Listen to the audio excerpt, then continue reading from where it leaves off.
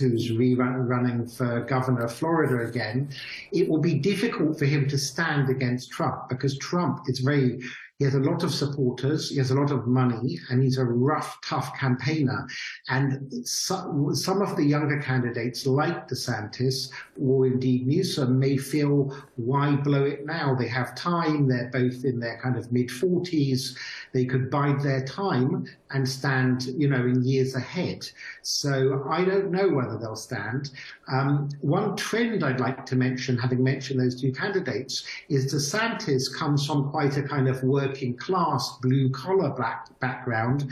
His father, I think, was a kind of person who installed TV boxes, a kind of engineer, whereas the Democrat Newsom, his father, was a lawyer for the Getty family trust. It's one of the richest families in the world, the Getty family at the time.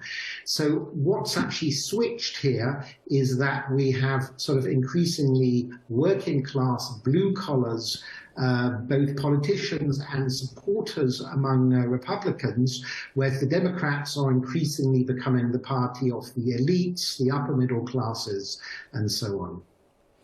Now, many view today's midterms as the launch of the 2024 presidential elections.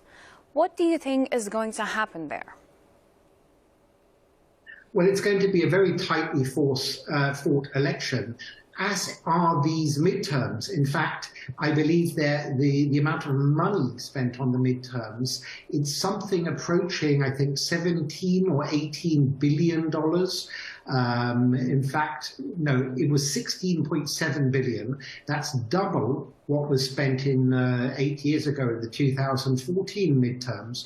And I think a lot of Americans must be wondering, with so many problems, financial problems, and with so much homelessness, for example, there are hundreds of thousands, if not millions, of Americans who are homeless, many of them sleeping on the streets of some of the wealthiest cities in the world, like San Francisco and New York and so on.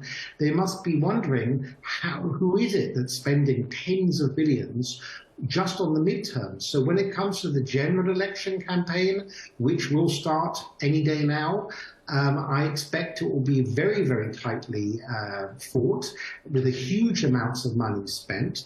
And one of the sad things that centrists such as myself feel is both parties have moved away from the center. Many Republican activists have moved to the right, and many Democratic activists have moved to the left.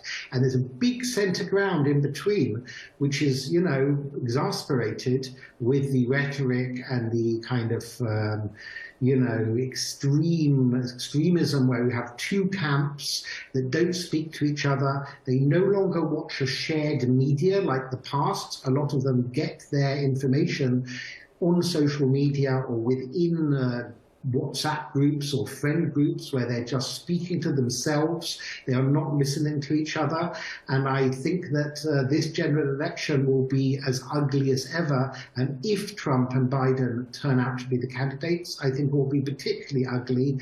And that, I don't think, is not good for democracy, and it's not good for public discourse and society either.